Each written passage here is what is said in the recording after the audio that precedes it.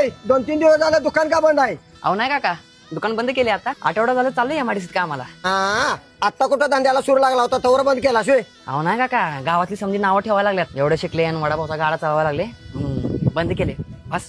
Little boy, लोकांचं काम आहे ते बोलणारच, पण लोक फक्त नावं ठेवाय येतात, घर चालवाय नाही. अय वडापाव इकडे. बोला की दादा, काय झालं? अरे लय झालं, गाडा नाही लावलास गावात, काय बंद केलास का काय?